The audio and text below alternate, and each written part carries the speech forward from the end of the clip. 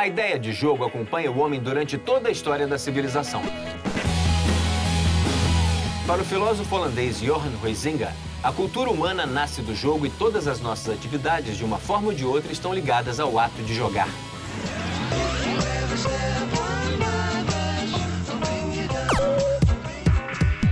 O jogo, abstratamente falando, é uma forma de você se valer de uma realidade para firmar um acordo com outras pessoas e promover uma experiência que pode ter um impacto narrativo, pode ter um impacto...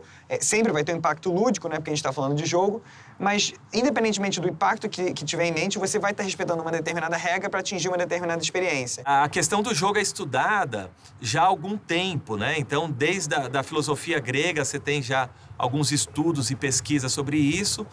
Tem uma frase que é atribuída a Platão, que diz que é possível conhecer mais de uma pessoa em 1 hora de jogo do que muitas vezes em 1 ano de convívio. Essa interação regida por um conjunto específico de regras, existe um objetivo, existem elementos ali que são prazerosos, que são imersivos. A gente faz isso porque o ser humano é um animal que joga.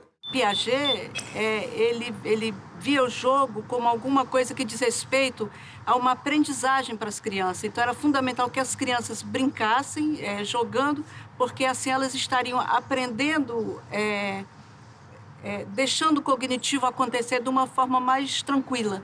Vygotsky tinha isso como um dos fatores e um dos elementos mais fundamentais do desenvolvimento, essa capacidade da criança simbolizar através da linguagem dos jogos, da brincadeira e do brincar, como ele se referia, de forma que o jogo é fundante, é fundacional para o desenvolvimento da criança. O termo play em inglês, ele se refere não só a jogar, mas o verbo, né?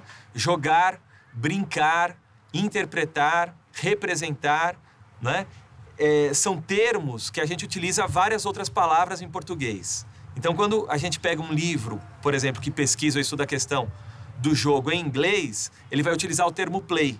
Quando isso é traduzido para o português, se utiliza o termo jogo, mas o termo jogo não dá essa abrangência de sentido.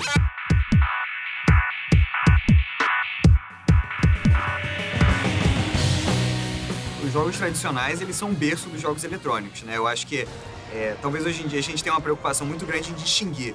Jogo eletrônico, jogo tradicional. Não, isso aqui é um card game, aquilo é um jogo de tabuleiro. Não, mas é tudo jogo. A gente lida inevitavelmente com desafios e recompensas, a gente lida com regras que norteiam a atuação do jogador, mas também regras que criam um universo particular para que todos os jogadores passem a respeitar o mesmo universo. Então, você meio que cria um pacto não só com o jogo, mas um pacto também com as outras pessoas que estão participando, olha, existe uma realidade e agora existe outra. Essa é a realidade que a gente está habitando aqui momentaneamente. O jogo digital, talvez em relação ao jogo tradicional, ele possibilite um maior número de jogos individuais. A gente não tem tantos jogos assim analógicos que a pessoa pode jogar sozinha. Por um outro lado, os jogos digitais possibilitam um tipo de jogo em grupo, numa escala tal qual dificilmente a gente teria num jogo analógico. Então, os jogos massivos online muitas vezes envolvem centenas de milhares de pessoas jogando simultaneamente um jogo. Os jogos atraem muito, eu acho, porque a ficção atrai muito. É uma forma de contar histórias. Eu acho que o videogame você não só escuta a história e assiste a história, como participa da história. Você não tá passivo ali. Você meio que... Você tá jogando ali, você tá influenciando ali aquele jogo. Você cria uma relação com o personagem que você controla. O que mais atrai é realmente a questão do desafio e de você ter sempre algo para conquistar, algo que você ainda não conseguiu. Eu acho que isso é realmente viciante. Eu acho que é porque o ser humano é lúdico e a gente não pode fugir disso. Inumeráveis emoções o jogo libera. A primeira coisa, talvez, importante para a gente pensar é pensar que o jogo é uma atividade voluntária. Então, o jogo tem essa liberdade, né? A pessoa escolhe jogar, ninguém é obrigado, a princípio, ninguém é obrigado a jogar. E nessa atividade voluntária, o jogador vai sendo convidado a jogar cada vez mais. Daí a imersão.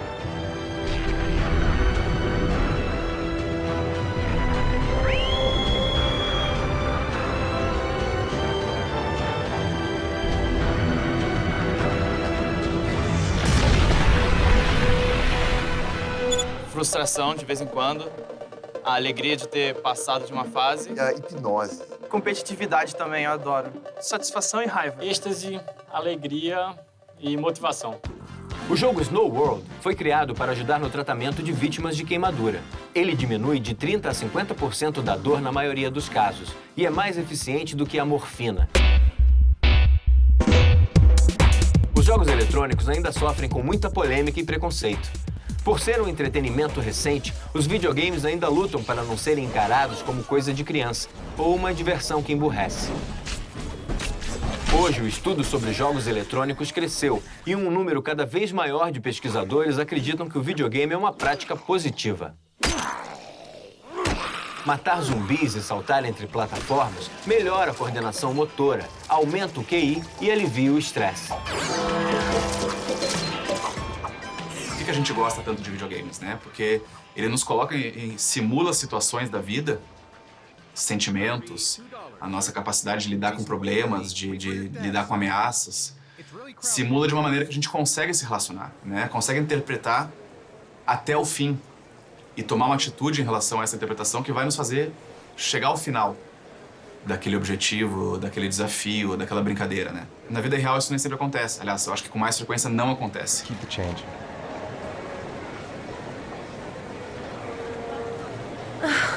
It is impossible to try on a pair of shoes with this crowd. Where's Jason? He was here a second ago. I bought him a balloon, and I turned around and he just disappeared. Disappeared? What do you mean, disappeared? Stay here. I'll go get him. I'll be right back. Jason!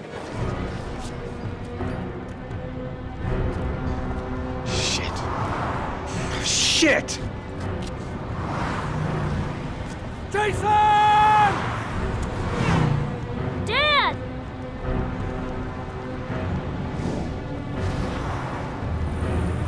Jason! No!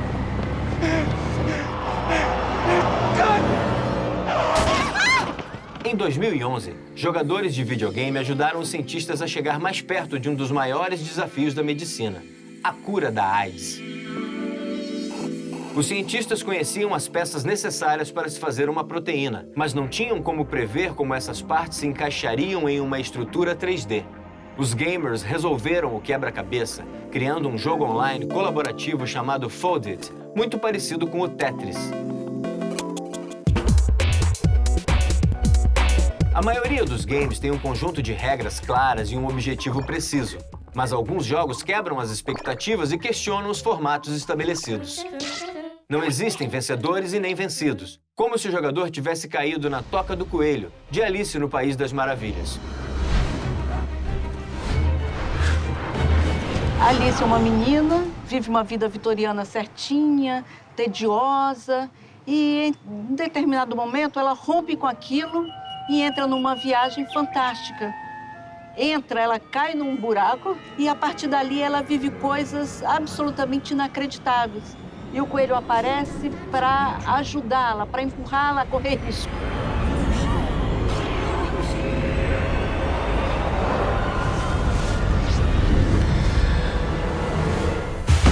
Além da gente ter a possibilidade de ver um mundo fantástico, você tem uma coisa muito legal que é deixar o jogador, né, não mais o espectador, mas o jogador agenciar e controlar um personagem inserido num mundo artificial que pode ser fantástico, com outras regras, que é um universo novo. A realidade da Alice talvez faça sucesso até hoje, porque ela está dizendo pra gente assim, venha, saia dessa vida tediosa, caia nesse buraco, arranje um coelho como parceiro, vai pro mundo, cria!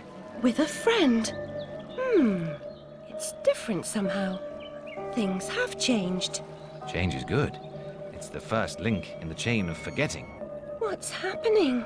Are you mad? I'm not mad. Rabbit, That's not right. What's he doing? is something wrong? Os jogos de criação colaborativa são obras abertas. O game designer dá ao jogador as ferramentas para combinar e recombinar os elementos do game em infinitas possibilidades. O jogo Quake, por exemplo, foi modificado e passou de um jogo violento para uma ferramenta de criação de arte abstrata, chamada Untitled Game. O jogo tem um componente autoral muito forte, porque todo jogo, de uma certa forma, expressa e constrói uma narrativa, uma aventura. Dessa narrativa participam, entre muitos atores, o próprio jogador-autor. O universo do game, ele está deixando de ser algo que é um modelo assim, quase que um modelo da televisão, que é eu produzo o game e você consome o game, para virar uma coisa agora que é eu produzo o game, mas você também produz o game. Você também participa no processo criativo de fazer com que o game seja aperfeiçoado ou modificado. Do ponto de vista cognitivo, isso é muito interessante, porque como autor, eu tomo decisões o tempo inteiro sobre o próximo passo da narrativa. Então, nesse sentido, a narrativa é coautorada pelo jogador, que anima esses cenários do jogo com a sua própria atuação.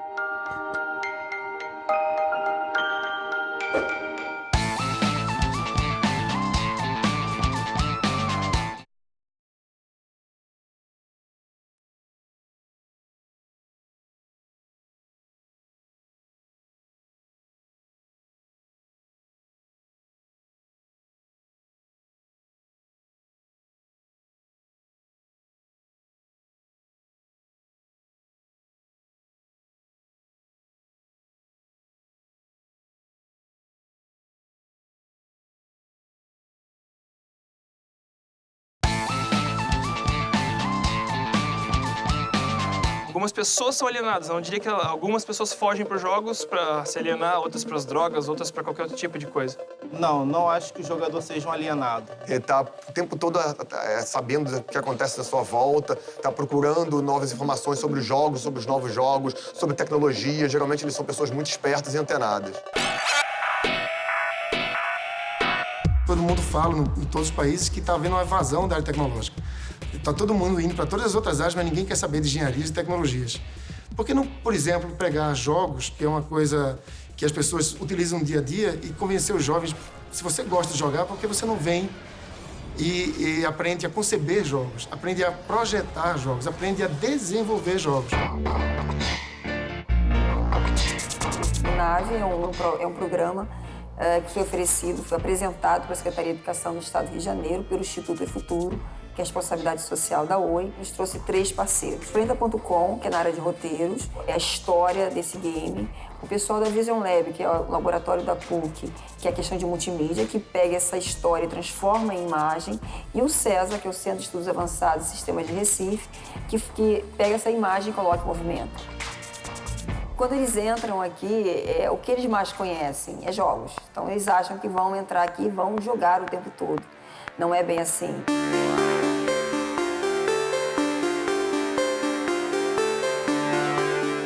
Esse projeto é uma integração de 2 matérias, que é autoração e interface. A nossa exigência era que esse infográfico fosse pelo menos interativo. Tinha que ter pelo menos 3 itens clicáveis. Isso vai fazer com que a pessoa sinta vontade de participar daquilo, como se ela pudesse entrar dentro daquele gamezinho e descobrir vários assuntos. Pegar essa matéria, que muitas das vezes é difícil e complicada, e transformar de uma forma mais fácil, visualmente, que as pessoas vissem e entendessem de forma divertida, de forma diferente.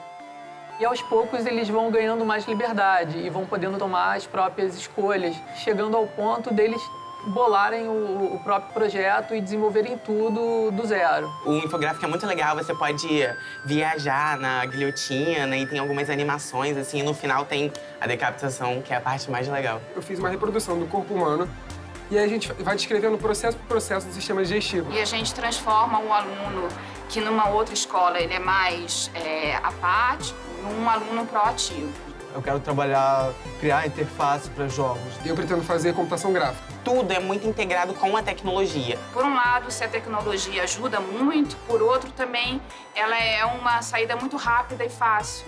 Você não forma um indivíduo, um profissional capacitado, só ensinando ele a usar as ferramentas do computador. Por trás tem que ter um cérebro, né? Tem que ter um pensamento, um planejamento. É um desafio para nós, o que para eles é uma facilidade muito grande.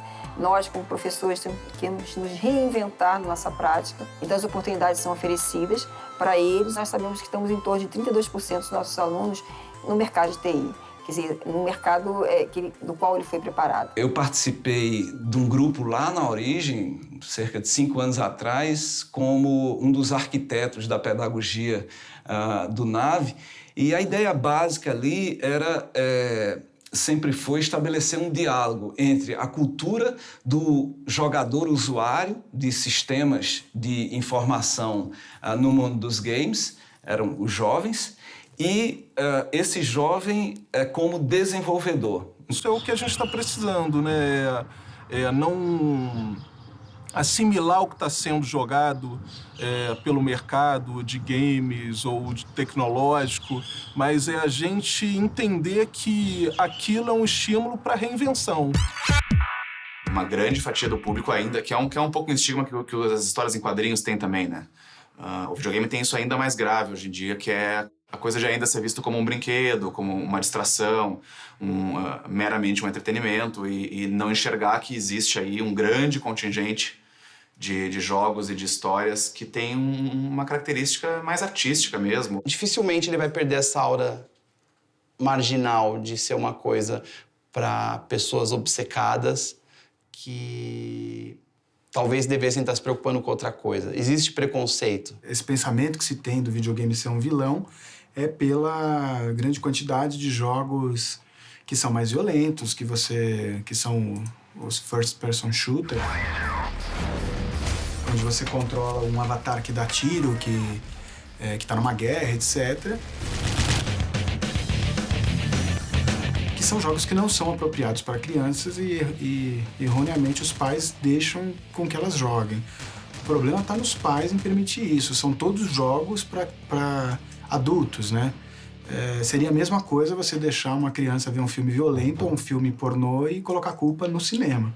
Vale um pouco da educação que a pessoa tem, né, do certo ou errado. Porque nada melhor do que ter uma segunda identidade no mundo games. Não é que você gosta de jogo de tiro, que você vai sair no trânsito aqui de São Paulo, por mais que dê vontade de atirar em alguém no trânsito de São Paulo. Isso muitas vezes é exagerado por uma reação, um pânico moral, justamente de buscar um bode expiatório para tentar explicar, poxa, por que a nossa sociedade é violenta?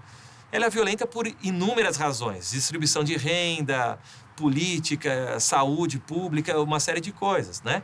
Agora, independente disso, a violência é algo que faz parte da natureza e da história humana. Muitas vezes a gente fala da agressividade como alguma coisa nefasta, né? Que ela tem esse lado nefasto, mas não tem só esse lado.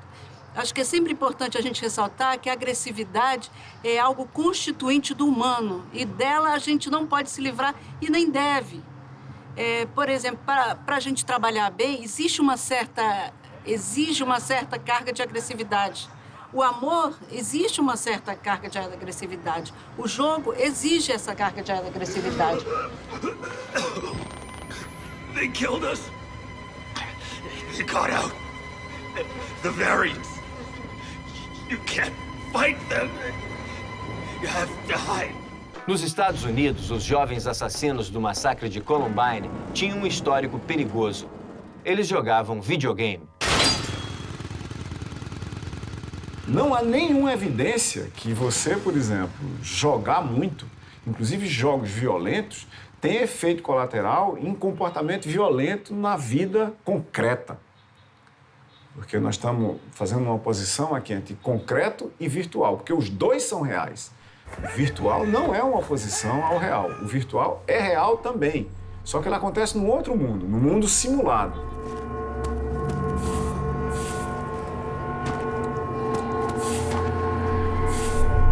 Quando a pessoa deixa de passar todas aquelas emoções que você sente quando joga, passar para o mundo real, entendeu? Aí a culpa é da pessoa. Senão, todo mundo que jogasse ou joga seria violento de alguma forma. O jogo incentiva a violência tanto quanto qualquer obra de arte. Eu não vejo por que um jogo vai incitar a violência mais do que a criação de um pai pode incitar a violência. Em 2008, o jogo de tiro Counter-Strike era o preferido nas lan houses brasileiras. Diante de tanto perigo, a justiça proibiu a venda. Órgãos de defesa do consumidor percorreram o comércio, mas não conseguiram encontrar nenhuma unidade do produto. Não sabiam que o jogo era vendido online através de download. Mortal Kombat foi o primeiro jogo de luta a usar gráficos digitalizados a partir de atores reais. A primeira versão do jogo foi lançada para fliperama em 1992. Não faltavam decapitações e as lutas terminavam com os fatalities, uma forma brutal de executar o oponente.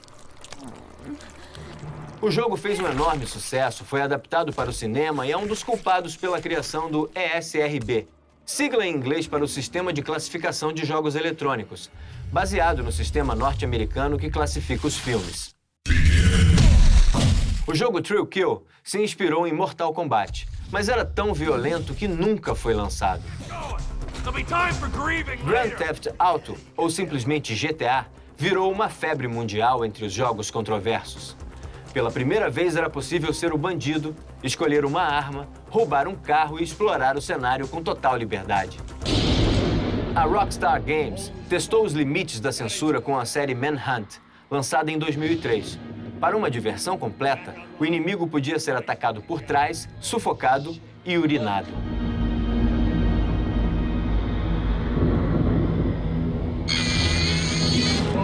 Get some help!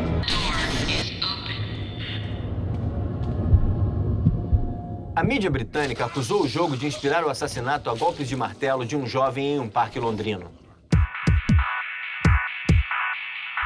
Alguns pais e educadores, né, pensam muito nessa questão dos games em relação ao game ser, por exemplo, apocalíptico, e outras pessoas vão contradizer isso falando, o game é mais integrado, né? Então esse termo aí, apocalíptico integrado, é um termo usado pelo semioticista Umberto Eco, né?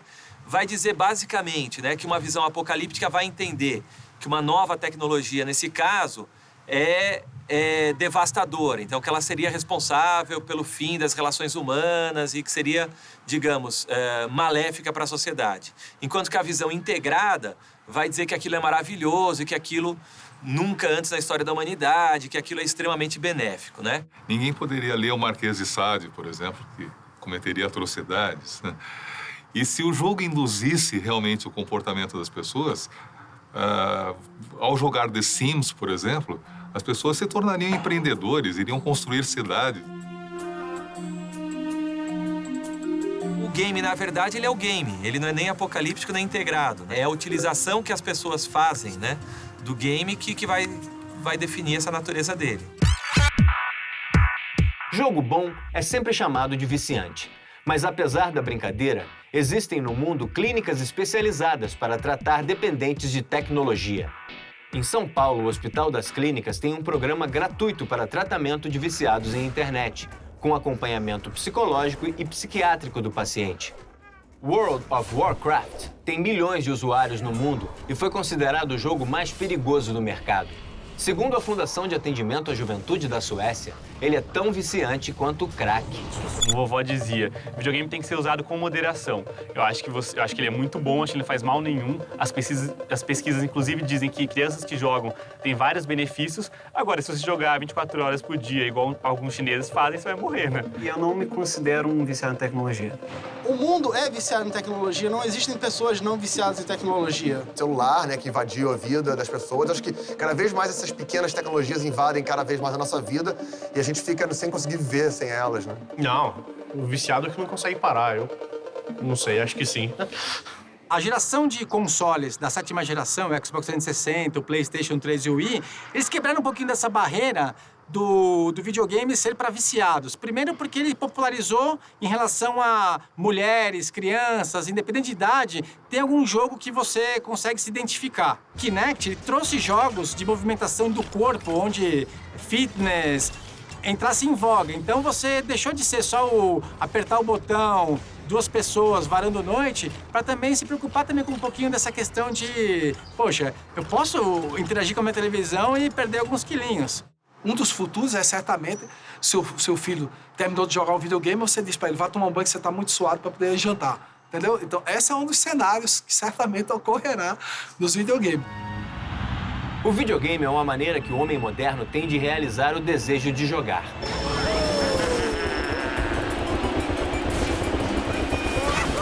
Nos videogames, nós arriscamos a vida em um combate sem precisar correr riscos.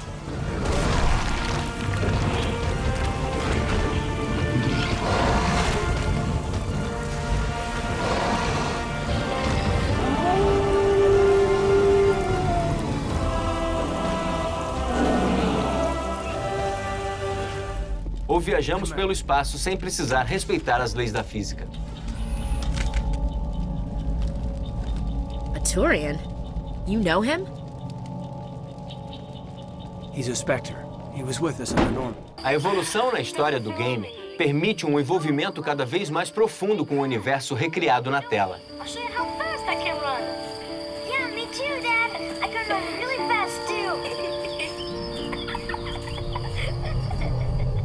Numa arena de gladiadores, num campo de batalha ou numa pista de corrida, o videogame dá sempre a chance de experimentar de novo a mesma emoção.